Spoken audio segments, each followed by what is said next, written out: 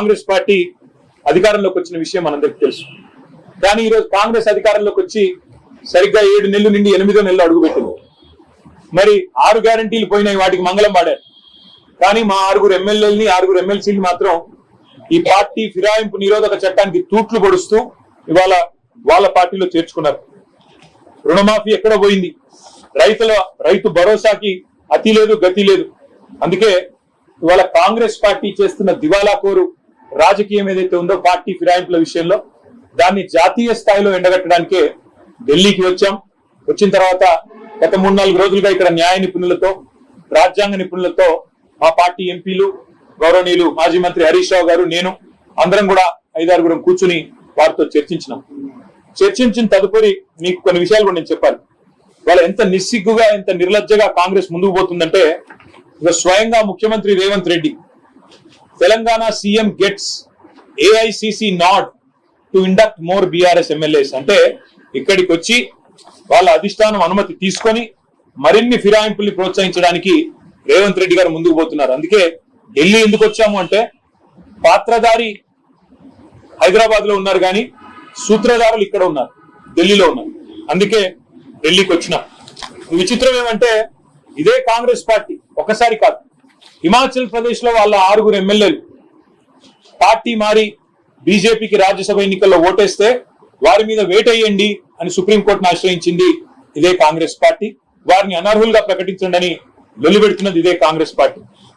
Supreme court దాకా వెళ్లి ఒక ఎమ్మెల్యే గారు మణిపూర్ లో ఆనాడు శ్యామ్ నాయక్ అనే ఎమ్మెల్యే, శ్యామ్ కుమార్ అనే ఎమ్మెల్యే బీజేపీలో చేరి మంత్రి పదవి తీసుకుంటే ఆయన అనర్హుడుగా ప్రకటించేదాకా సుప్రీంకోర్టులో కూడా పిటిషన్లు వేసి కొట్లాడి ఫైనల్ గా సుప్రీంకోర్టు నుంచి కూడా తీర్పును తీసుకొచ్చింది కాంగ్రెస్ పార్టీ. అది ఏం తీర్పు తెచ్చారు? 3 నెలలు చాలు స్పీకర్ గారికి, 3 నెలలు మాత్రమే కాల పరిమితి డిస్క్వాలిఫికేషన్ పిటిషన్ మీద నిర్ణయించడానికి అనేది కాంగ్రెస్ పార్టీ పిటిషన్ మీద సుప్రీంకోర్టు ఇచ్చిన తీర్పు. హర్యానాలో ఒక కాంగ్రెస్ ఎమ్మెల్యే కిరణ్ చౌదరి గారు బీజేపీలోకి పోతే అక్కడ స్పీకర్ కు పిటిషన్ ఇచ్చారు, న్యాయ పోరాటం చేస్తున్నారు, వారిని అనర్హులుగా ప్రకటించాలి. మహారాష్ట్రలో కాంగ్రెస్ ఎమ్మెల్యేల మీద బీజేపీ పడితే, అక్కడ ఏక్నాథ్ షిండే గారి శివసేన పడితే, అక్కడ ప్రదేశ్ కాంగ్రెస్ కమిటీ అధ్యక్షుడు బాలాసాహెబ్ తొరాట్ గారు అంటారు, సామధాన భేద దండోపాయాలు ప్రయోగించి ఈ రాష్ట్ర ప్రభుత్వం మా ఎమ్మెల్యేలను గుంజుకుంటుందని చెప్తారు. ఇక రాహుల్ గాంధీ గారు అయితే మరింత విడ్డూరం. ఆయన గోవాలో తమ కాంగ్రెస్ పార్టీ అభ్యర్థులతో శపథాలు చేయించారు. మీరు గెలిస్తే ఎమ్మెల్యేలు అవుతే మేము రేపు పార్టీ మారము అని శపథాలు కూడా చేయించినారు. ఇక చెప్పుకుంటూ పోతే ఇంకా వింతలు విడ్డూరాలు చాలా ఉన్నాయి. ముఖ్యంగా ఆయన సిద్ధరామయ్య గారు, ఆయన అంటారు 50 కోట్లు ఇస్తున్నారు కర్ణాటకలో కాంగ్రెస్ ఎమ్మెల్యేలకు, బీజేపీలో లాక్కుంటున్నారు అని సిద్ధరామయ్య గారు ఆయన కూడా ఒక స్టేట్మెంట్ ఇచ్చారు. ఇది స్పీకర్ గారు ఇచ్చిన తీర్పు, సుప్రీంకోర్టు స్పీకర్ కి ఇచ్చిన తీర్పు. Speaker needs only 3 months to decide. అంతకంటే ఎక్కువైతే సుప్రీంకోర్టు తీర్పును ఉల్లంఘించినట్టు అవుతుంది. మేము దానం నాగేందర్ గారి మీద ఇచ్చిన పిటిషన్ మార్చి 18 నాడు ఇచ్చాం. జూన్ 18 కల్లా స్పీకర్ గారు తేల్చి ఉండాలి, తేల్చలేదు. మేము హైకోర్టుకు పోయాము, హైకోర్టులో ఇవాళ ఆ పిటిషన్ విచారణలో ఉంది. హైకోర్టులో న్యాయం జరుగుతుంది అనే బలమైన నమ్మకం మాకుంది.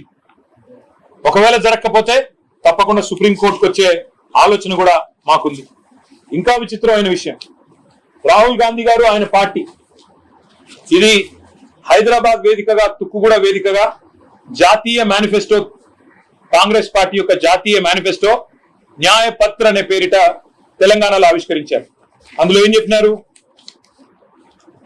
We promise to amend the 10th schedule of the constitution and make defection an automatic disqualification of membership in assembly and parliament. అంటే వారి ఉద్దేశం ఏమంటే, ఎవరైనా ఒక ఎమ్మెల్యే ఒక పార్టీలో గెలిచి ఇంకో పార్టీలో పోతే, ఎవరైనా ఒక ఎంపీ ఒక పార్టీలో గెలిచి మరో పార్టీలో పోతే ఆటోమేటిక్ గా సంఖ్యతో నిమిత్తం లేకుండా ఆయనను అనర్హుడుగా ప్రకటించి ఆయన పదవి ఊడిపోవాలి.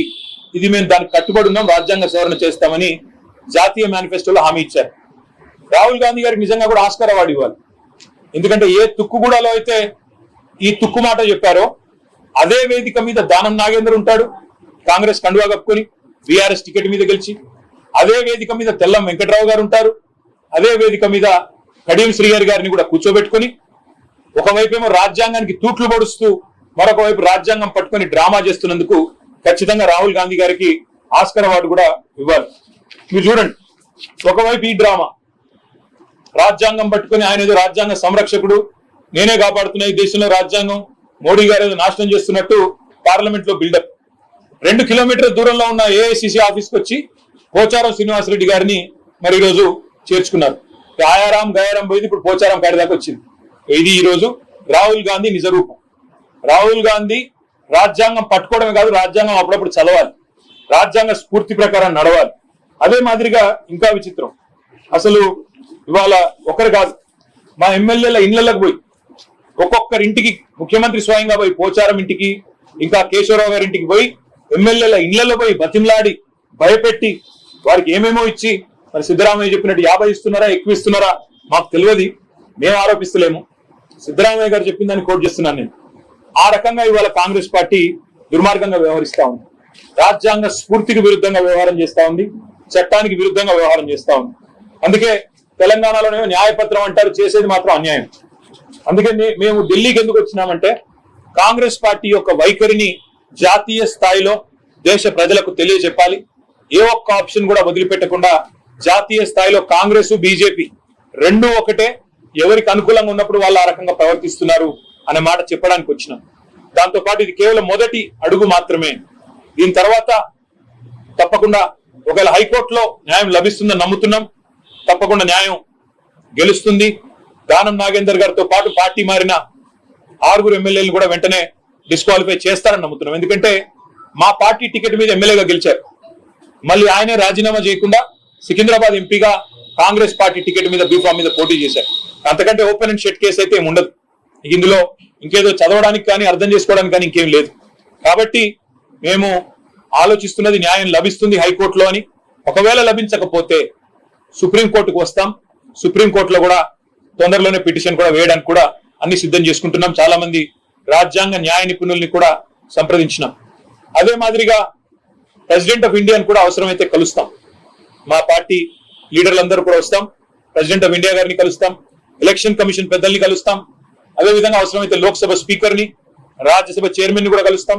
ఏ రకమైన వ్యవహారం తెలంగాణలో నడుస్తుందో, కాంగ్రెస్ నిర్వాహకం ఏందో జాతీయ స్థాయిలో ఎండగడతాం. కాబోయే సెషన్ కూడా వస్తా ఉంది 22 నుంచి 22వ తారీఖు సెషన్ ప్రారంభంగా అవుతా ఉంది. మాకు రాజ్యసభలో 4 సభ్యులు ఉన్నారు. రాజ్యసభలో కూడా ఈ అంశాన్ని లేవనెత్తుతాం. అంటే ఏ వేదిక మీద అయితే న్యాయం జరగాల్సి ఉంటుందో ఆ ఏ వేదికను కూడా వదిలిపెట్టకుండా తప్పకుండా కాంగ్రెస్ పార్టీ యొక్క దుర్మార్గాన్ని ఎండగడతాం. ఏ ఒక్క అంశాన్ని కూడా వదులుకోం. ప్రైమ్ మినిస్టర్ అని మీరు అన్నారు, ప్రైమ్ మినిస్టర్ ని కలవాలన్న ఆలోచన అయితే లేదు. ఎందుకంటే కలిసినా ఏదైనా అభివృద్ధి గురించి కలుస్తాం తప్ప ఈ విషయంలో వారు చేయగలిగేది ఉండదు. కాబట్టి ఎలక్షన్ కమిషన్ గానీ ప్రెసిడెంట్ గానీ కస్టోడియన్స్ ఆఫ్ కాన్స్టిట్యూషన్ ఎవరైతే ఉన్నారో వారిని కలుస్తాము. కలిసి తప్పకుండా జాతీయ స్థాయిలో మాకు తెలంగాణలో జరుగుతున్న నిర్వాహకం ఏదైతే ఉన్నదో దీన్ని ఎండగడతామని చెప్పి కూడా మీకు తెలియజేస్తూ సహకరించిన తెలుగు మీడియా సోదరులకు కూడా పేరు పేరున ధన్యవాదాలు, నమస్కారం. హైకోర్టులోనేమో దానం నాగేందర్ గారి పిటిషన్ పెండింగ్ ఉందండి. కానీ ఇంకా వేరే ఎమ్మెల్యేలు కూడా ఈ మధ్యలో మారిన వాళ్ళు ఉన్నారు. కావాలంటే మనం నేరుగా వచ్చే అవకాశం కూడా ఉంది. అది పరిశీలించి రాబోయే 4-5 రోజుల్లో నిర్ణయించారు. గతంలో సబితా ఇంద్రెడ్డికి, తలసాని శ్రీనివాస్ యాదవ్ వీళ్ళందరూ కూడా పదవులు ఇచ్చారు కదా, వాళ్ళు వేరే పార్టీకి తెలిసి వచ్చిన వాళ్ళే కదా. అయితే టైం కూడా ఉంది కదా, 3 ఏళ్ళంటే ఈ లోపు ఎమ్మెల్యేలు 1/3 జాయిన్ అయితే. అయితే ఒక మాట ఏమంటే చాలా మంది మిత్రులు మాట్లాడుతున్నారు ఏమని, గతంలో టీఆర్ఎస్ చేర్చుకుంది కదా కాంగ్రెస్ వాళ్ళని, టీడీపీ వాళ్ళని అని మాట్లాడుతున్నారు. ఎస్, కాంగ్రెస్ పార్టీలో 18 మంది సభ్యులు ఉన్నప్పుడు 12 మంది రాజ్యాంగబద్ధంగా 3/2 వంతులు అనేది విలీనం. విలీనానికి ఫిరాయింపుకు తేడా ఏంటంటే 3/2 వంతుల ఒక శాసనసభ పక్షం గాని పార్లమెంటరీ పక్షం గాని ఒకవేళ ఇంకో పార్టీలో చేరాలనుకుంటే రాజ్యాంగం ప్రకారమే ఆ వెసులుబాటు ఉంది. అది కాంగ్రెస్ విషయంలో 18లో 12 మంది చేరారు, టీడీపీ విషయంలో 15 మందిలో 10 మంది చేరారు, బీఎస్పీ 2 ఉండేది వాళ్ళిద్దరూ చేరారు, పోయిన టర్మ్ లో టీడీపీకి 2 ఉంటే 2 కూడా చేరారు. కాబట్టి విలీనానికి ఫిరాయింపులకి ముందుగా మనం వ్యత్యాసం తెలుసుకోవాలి. ఒకటి.